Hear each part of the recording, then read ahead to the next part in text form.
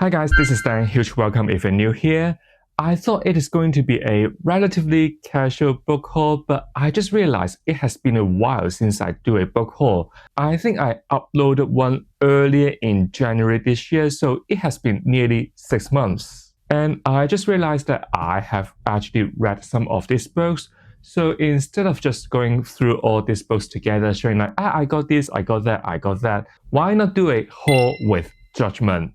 I think some of these books, those that I finished, lived up to the standard, and others, should I say, I have some bias remorse. To do this haul with judgment, I need some tier ranking system here. So it is how I'm going to rate these books. First of all, we have lived up with the hype. Basically, it means that I have read those books and I absolutely love them. Emotional damage is done. I am addicted to these authors. So they are not just simply beautiful books, but they are books that deserve their place. And a tier down, we have solid read, worth it.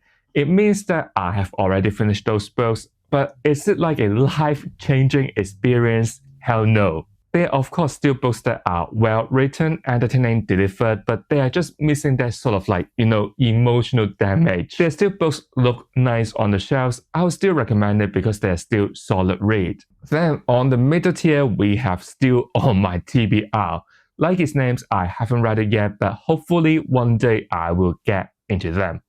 Probably. And one tier down, we have meh, pretty but forgettable. They are books that got nice covers, they are in nice edition, but they are just a bit missing the mark. At last, we have Why Did I Buy It? Impulse buy, bad choice. Regrets were made. Maybe I have already started those books but just didn't click with it, or I just don't know why I bought it. So now you know how I'm going to rate these books. There are quite a lot of them and they are on the floor. So without further ado, let's dive into these beautiful books together. By the way, future me when deciding the titles or designing the thumbnails, I may say it is like a birthday book haul. Just keep in mind that I didn't buy all these books all in 1 month.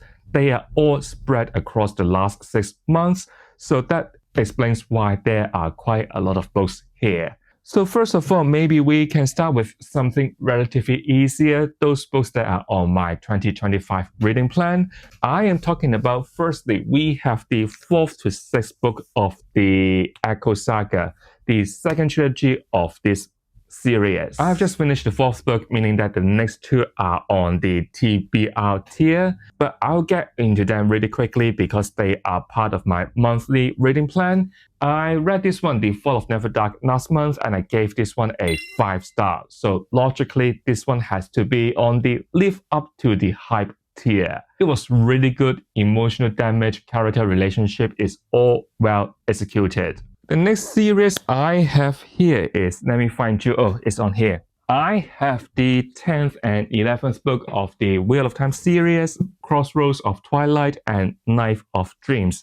I have completed both of them. For this one, Crossroads of Twilight, we all know what happened there. It is like the slog of this series. I wouldn't say it is as bad as Why Did I Buy It? Because I mean it is still part of an really popular epic fantasy series, but probably I would put this to the meh tier because it was the slog. As for Knife of Dreams, you can really see the improvement in terms of the writing, in terms of the plot. It is definitely much better than the 10th book, so maybe I'll give this one a solid read tier. After my 2025 reading plan, maybe we can get into the books from the Broken Binding because I actually got quite a lot of books from them. I think the easiest way to deal with it is to go through the books that I get from the Broken Binding Fantasy sub. I think by spring, I got the whole set of the Rook and Rose series by M.A. Carrick, and if you know me well, I haven't got into them yet because I was really busy in April and I plan to read the first book in that month, but I just don't really have time to get into it. They're all really beautiful copies. They got really designed covers. I love the spray edge. I love the new covers. I think I mentioned it in my quarterly review. I said that they are part of my 2026 reading plan, so they are still on the TBR tier, but hopefully I'll get into them next year. They're really beautiful copies, and I have heard quite some good reviews about it, and I think it is really special because it centers around court politics and also features high fashion, like it said in the Reddit Fantasy Bingo. After Rook and Rose, I received at this point the first two books of the Riftward Saga, Magician and Silver Thorn. If you know me well, I have actually DNF'd the first book when I was roughly 50% into the story. I just can't get into the pacing of this kind of 80s fantasy. Don't get me wrong, I think the story itself, the plot itself is solid, but the pacing just kills it all.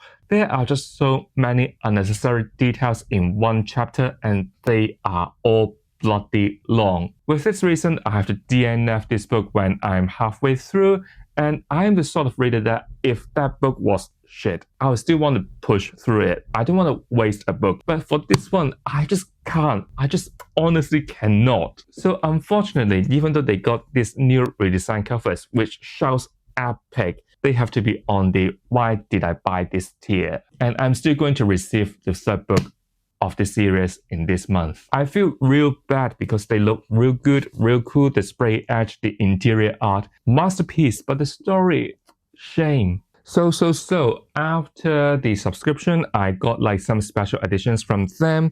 Maybe we can start with this one, the Suned Trilogy here, another really stunning edition from them. Obviously, I haven't started this series yet, but I plan to read it by the second half of the year. No, we're already in the second half of 2025. So I'm talking about around maybe August or September, I will hopefully start the first book, Empire of Silence. If I'm right here, I think this series is like a good blend of sci-fi and fantasy, sort of like sci-fi opera. All you need to know about this series is that from what I have heard, there are only positives but never the negatives. It is a series that got such a good reputation, and I think it was written not too long ago, and it is still an ongoing series. Although it is a series that's gonna be on the TBR tier, I'm still going to read it real soon, and hopefully I can get it done by next year. I know there's like more or less 7 to 8 books in this series, and I do want to take my time here. A bit of side stories here. You know that The Wheel of Time and the Echo Saga are part of my 2025 reading plan,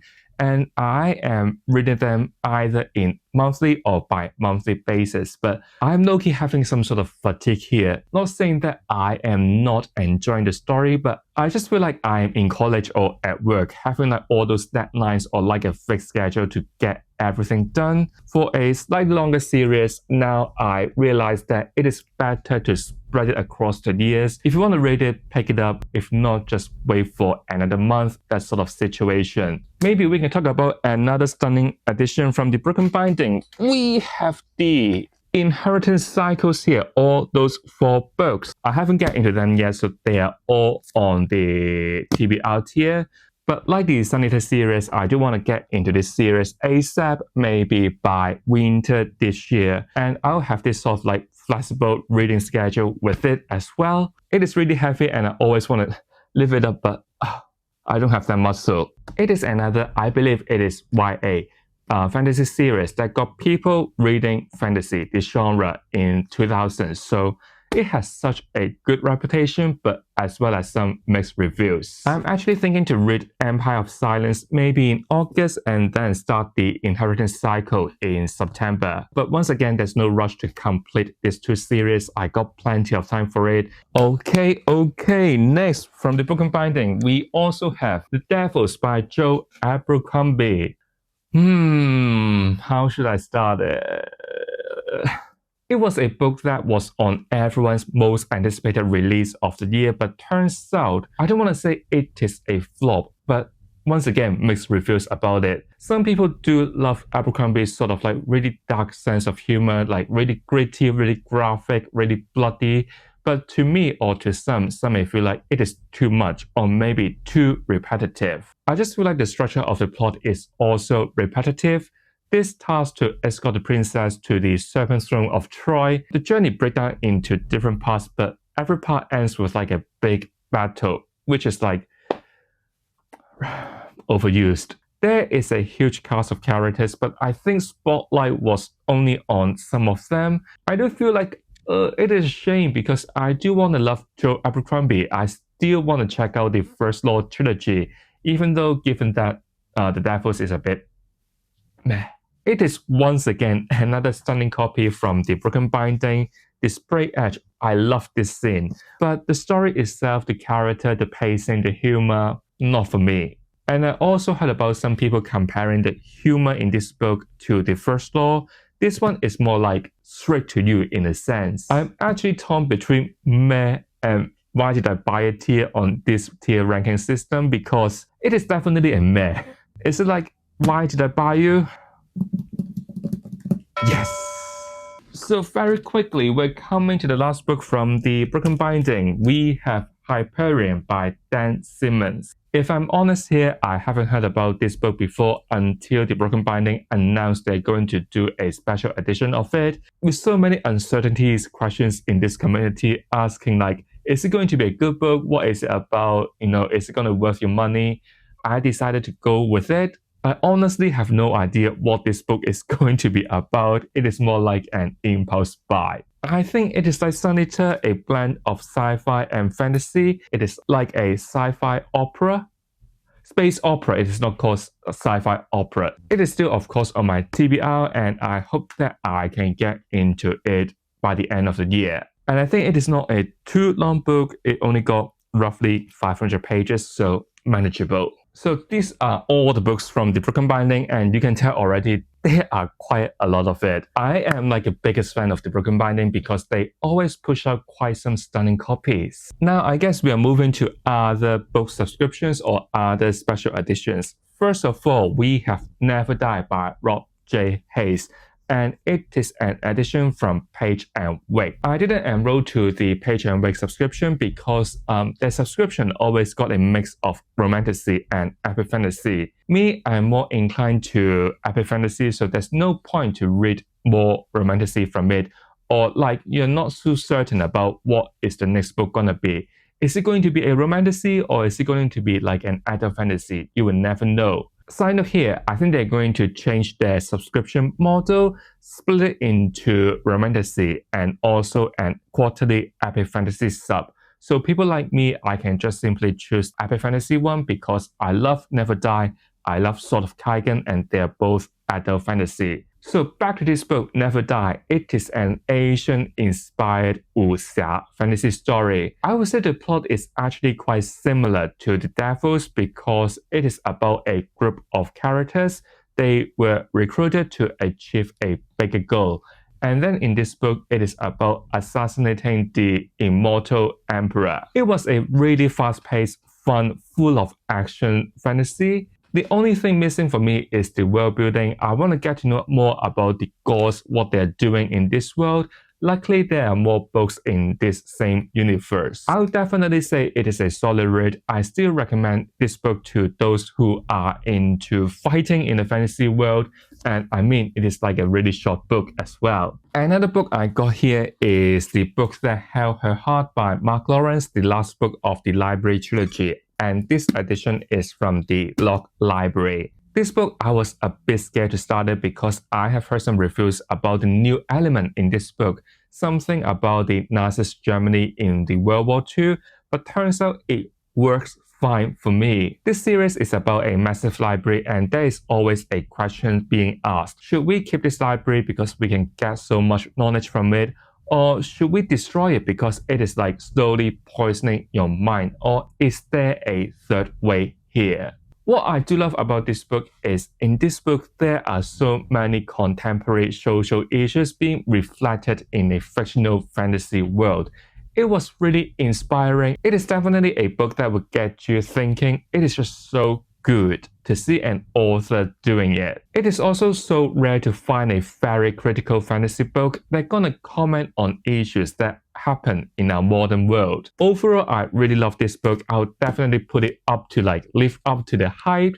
It is also a series that I do want to reread because I think when I was reading this book, I was missing certain details about the world building, but overall, it didn't really affect my reading experience. I highly recommend this series. So finally, coming to the last three, there's still books that I haven't read yet, so they are all on the TBR tier. First of all, we have Firebird by Julia Cross, and I got it from the Fairyloot Romantasy sub. I got it because it looks stunning. It is designed by one of my favorite artists called Jeff Brown. He never disappoints us. All the copies designed by him is like having like this god touch, makes you want to read it. It just looks really epic. If I'm right here, this book is inspired by the Roman Empire, and the relationship is between a general and a slave.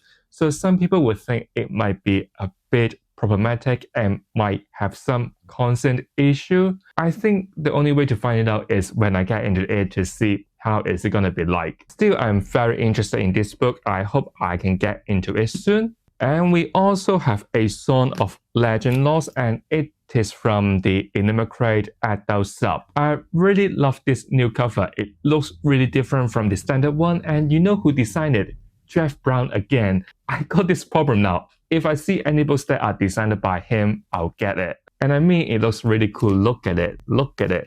Look at the spray edge. And I think there are some really beautiful interior art. If I'm honest here, I don't know what this book is about. I got it because it is designed by Jeff Brown, but I think it is going to be an epic fantasy. Otherwise, I don't think I will be paying for Enigma Crate again. Little bit of story here. I've actually joined the Enigma Crate maybe in December 2023, but since then the books that pick up by them is not that great or not really my taste, so at last I cancelled it.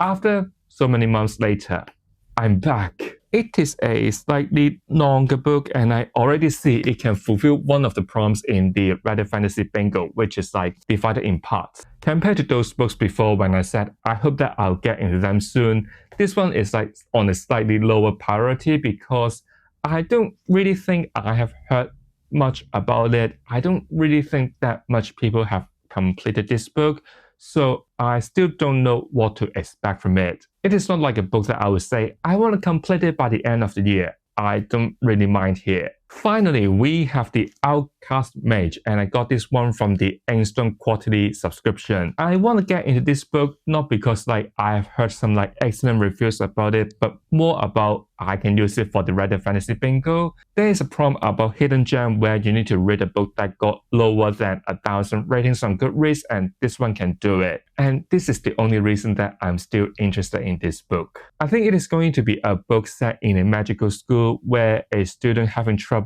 for the exam. I don't think it is like a really interesting introduction to a book. I have already cancelled my Angstrom Quarterly sub because it is a more expensive subscription compared to Enigma Crate or the Fairyloot or like even the Broken Binding. You pay quite a lot more, and it is over £30 including shipping. And I don't know since when I got this mindset. If you're paying so much for a book, better worth it. But I think all the edition from the Angstrom sub, you only got spray edge and got a number edition, but never like a redesigned cover, nothing like that. There's no art here, nothing. It is just like a standard edition inside. So if I'm interested in these copies, probably I can get it from Waterstones. So what's the point of paying so much more for one? And also the choice from them, I wouldn't say they are bad, but they're just not like the big titles. The only one that they have done and interests me is the Tinted Cup, which they did last year, the first quarter. After it, nothing really hit. So this is still a book that I need to read because of a reading challenge. I actually forgot there are some more books in this book haul. First of all, I've actually completed this one, and it is A Drop of Corruption by Robert Jackson Bennett. I love the Tinted Cup, and I also love this one. Murder mystery set in the fantasy world always hit me. In terms of the characters, I still love the dynamic, the banter between Anna and Dean. The additional character is also real good. The case always complicated, and you want to solve this mystery with Dean and Anna. By the way, it is an addition from the Angstrom, and this spray edge is really cute, even though I haven't got the Tinted Cup from them. Overall, it is still a solid read, and I highly recommend this series to any fantasy readers who enjoy a murder mystery. So really lastly, it is for a special project, so I don't know should I show you much about it. Maybe I'll show you those two that I have mentioned in the Reddit Fantasy Bingo. We have a Fragile Enchantment and a Tempest of Tea, and they're both additions from the Fairyloot. Obviously, I don't want to say too much here because it is for a special project and it is still a work in progress. I bought more books and I don't want to show you because I want to keep it a surprise. They're still sitting up there on my shelf. I think I still got 7 more books there, but I mean they are YA, so they don't really take long to finish. So far, these two, I would say they are meh. It is really my first time to read any YA, and this experience is eye-opening, should I say. So I got these 2 on the meh tier list and 7 more added to the TBR. So that was my honest, slightly overdue, way too large fantasy book haul with some experience behind it. I don't think it is that bad. I think in total we have roughly more than 30 books, let's put it this way, it is for the thumbnail. 30 books over the last 6 months, meaning that I got roughly 5 books in every month. Slightly over what I usually read in a month, but some of them is for my special project and they don't take long to read, so I guess it is still fine, right? And if you have read any of this, let me know which tier would you put them in. Did I misjudge anyone, or should I pump one up or down? If you want to know those that I haven't finished yet, when will they be featured in my TBR or any of my reading vlog? You need to subscribe to find it out. Thank you for watching. If you enjoyed this video, don't forget to give it a like, subscribe to my channel Dantasy so you won't miss anything from me. I'll see you all real soon. Goodbye.